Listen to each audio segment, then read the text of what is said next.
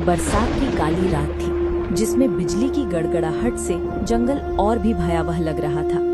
कहा जाता है कि जो भी उस जंगल में बरसात की रात में कदम रखता है, वो कभी लौट कर नहीं आता।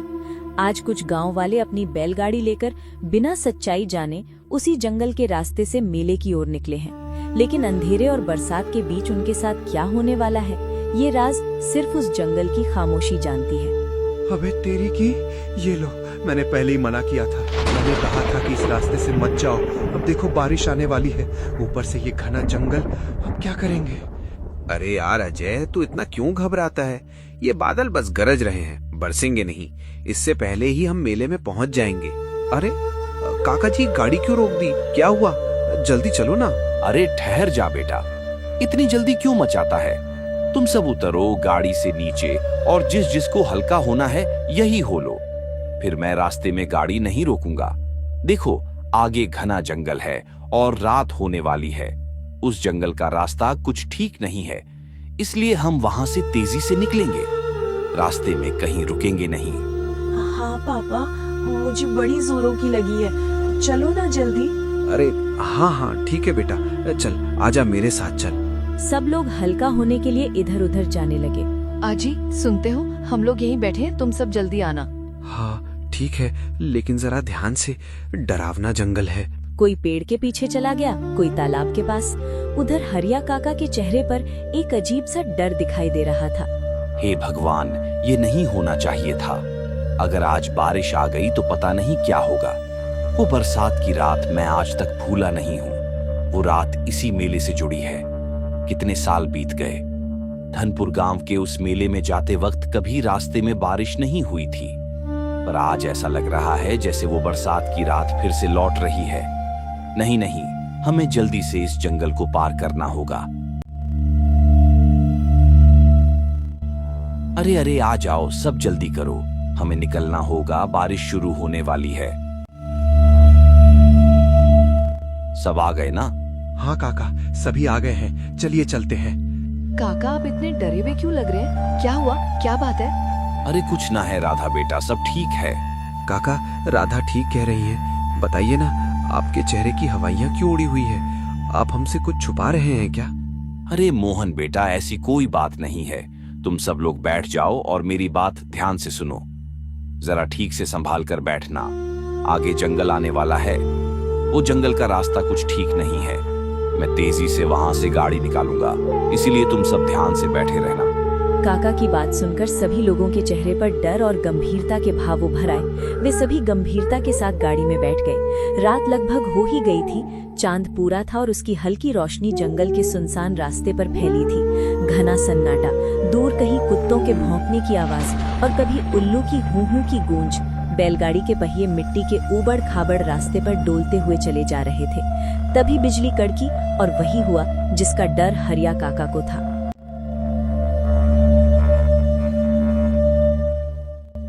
अरे रे रे रे भगवान, ये बरसात, ये नहीं होना चाहिए था। हमें वापस अपने गांव लौटना होगा बेटा। अब क्या हुआ काका? गाड़ी क्यों रोक दी आपने? वापस क्यों जाना है? अरे बारिश हो रही है। ये वही भयानक बरसात की रात है। ये जंगल, इस जंगल में बरसात होना ठीक नहीं है। हम मेले में नहीं पहुंच पाएंगे। अपने गांव वापस चलते हैं। काका, बात क्या है? साफ साफ बताइए। मैंने बताया था ना कि यह जंगल का रास्ता ठीक नहीं है। पर काका, हर साल तो हम इसी रास्ते से जाते हैं, फिर इस बार ऐसी क्या बात है जो आप डर रहे हैं? हाँ अजय, पर इस बार बात कुछ अलग है। इस जंगल में बरसात की रात में जाना खतरनाक होता है।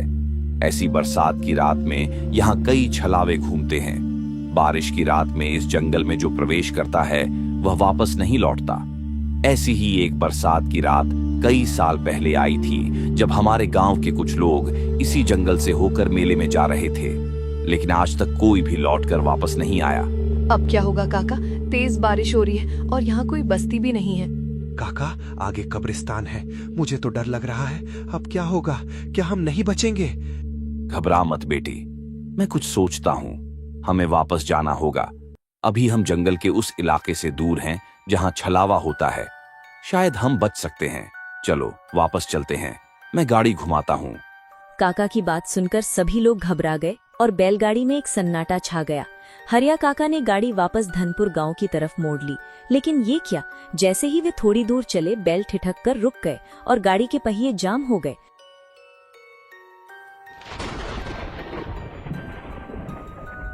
काका क्या हुआ, अब गाड़ी क्यों रोक लिया आपने? बेटा सामने तो देखो।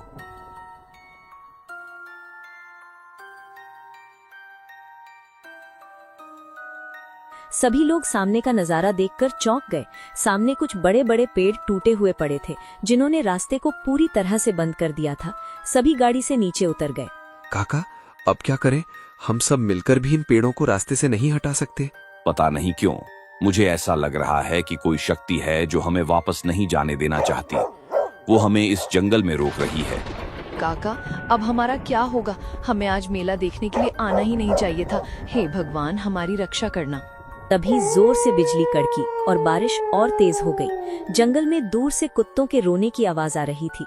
झाड़ियों के बीच से झींगुरों की किटकिट निकलकर पूरे जंगल में गूंज रही थी और वहां का माहौल डरावना होता जा रहा था। तुम सब घबराओ मत, हम यहाँ से सही सलामत घर वापस जरूर जाएंगे। मुझे एक दूसरा रास्ता पता है, हम वहीं से अपने गांव वापस जा सकते हैं। अजय बेटा देखो, अगर हम इस रास्ते से जाएं तो सूरजपुर की तरफ जा सकते हैं। पर काका ये तो कब्रिस्तान का रास्ता है, ऐसी बरसात की भयानक रात में कब्रिस्तान के पास से निकलना ठीक होगा क्या? पर और कोई रास्ता भी तो नहीं है। देख रहे हो ना यह पेड़, इन्होंने पीछे का रास्ता बंद कर दिया है। हमें उसी रास्ते से घर वापस जाना होगा। मेले के लिए गए तो लौटकर वापस नहीं आ पाएंगे। ठीक है काका, इसी रास्ते से चलते हैं। एक तरफ गड्ढा है, दूसरी तरफ खाई। हमारा गिरना अब तय है, लेकिन क्या पता गड्ढे में गिरकर बच जाए, क्योंकि खाई में गिरे तो बचना मुश्किल है। बात सही है बेटा। देखो अब सब लोग गाड़ी में बैठ जाओ, हम लोग कब्रिस्तान के पास से होकर निकलेंगे। कोई घबराना मत। और हाँ, जब हम कब्रिस्तान के पास से गुजरे तो कोई बोलेगा नहीं, सब चुपचाप बैठे रहेंगे। अब चलो। सब लोग बैलगाड़ी में बैठे और काका ने तेजी से गाड़ी को कब्रिस्तान के रास्ते पर भगाना शुरू किया। आधी रात होने लगी थी। बैलगाड़ी धीरे धीरे कब्रिस्तान के पास पहुंच गई। बारिश अभी भी अपने विकराल रूप में थी। आसमान में बादल गरज रहे थे। बिजली की चमक से पूरा जंगल भयानक लग रहा था।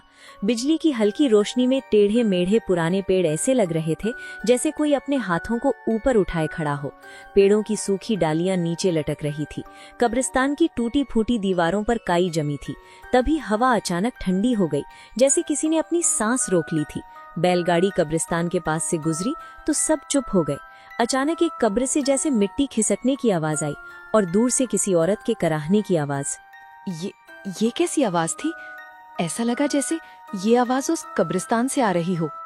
शायद हवा होगी, हवा की वजह से कुछ गिरा होगा शायद। लेकिन सबके दिल की धड़कन तेज हो चुकी थी। कुछ ही दूरी पर बैलगाड़ी के सामने एक बुढ़िया खड़ी दिखाई दी। उसके हाथ में एक लालटेन थी जो हल्की रोशनी बिखेर रही थी। चेहरे पर झुर्रियां और आंखें गहरी काली गुफाओं जैसी। उसकी आंखों में जैसे कोई राज दफन था, कोई रहस्य। उस औरत को सामने देखकर बैल ठिठक कर रुक गए, जैसे वो चाहकर भी आगे नहीं बढ़ पा रहे थे। अरे अम्मा, वो हम अपने गांव सूरजपुर जा रहे हैं। इतनी रात में इस जंगल में क्या करने आए थे? वो हम धनपुर गांव का मेला देखने जा रहे थे, पर रास्ते में बारिश आ गई तो वापस अपने गांव जा रहे हैं। मेला देखन? बरसात की रात में इस जंगल के रास्ते से जो भी जावेगा वो बच के ना आवे। क्या तुझे पता नहीं है? जी अम्मा, हमें पता है उस जंगल में ऐसी बरसात में छलावे घूमते हैं। हम इसलिए ही तो वापस जा रहे हैं। अरे वापस पीछे क्यों जा रहे हो भाई? जब मेला देखन आए हो तो देख लियो ना। मैं तुम्हें बिल्कुल सुरक्षित रास्ता बताती हूँ। इस पगडंडी को पकड़ लो। इस रास्ते से वो जंगल नहीं आएगा और तुम लोग सीधा मेले में पहुँच जाओगे, और वो भी बिल्कुल सुरक्षित। काका ये अम्मा ठीक ही तो कह रही हैं। अब हम इतनी दूर आ ही गए हैं तो मेला देखने चलते हैं ना। पर राधा, ये ठीक रहेगा क्या? मैं तो कहता हूँ वापस चलते हैं। नहीं पापा, मुझे मेला देखना है। चलो ना, मेले में ही चलते हैं। अच्छा ठीक है चिंटू बेटा, हम इसी पगडंडी से चलते हैं। अम्मा आपका शुक्रिया। हरिया काका अपनी गाड़ी लेकर उस पगडंडी की तरफ बढ़ गए। उस बूढ़ी औरत की आंखों में एक रहस्यमयी चमक उभर आई और होठों पर एक डरावनी हंसी। बैलगाड़ी धीरे धीरे आगे बढ़ रही थी। पगडंडी बेहद सुनसान थी। दोनों ओर घना जंगल और बीच में टेढ़ा मेढ़ा रास्ता। ऊपर से बारिश का कहर, माहौल डरावना था। रास्ते में उन्हें कई बार लगा जैसे कोई पीछे पीछे चल रहा है। कभी झाड़ियों की सरसराहट, कभी टहनियों के टूटने की आवाज। आखिरकार दूर से हल्की रोशनी और ढोल नगाड़ों की आवाज आती सुनाई दी। सब खुश हो गए, लेकिन उन्हें नहीं पता था कि मेले में उनके साथ कुछ ऐसा होने वाला है जिसकी उन्होंने कल्पना भी नहीं की थी।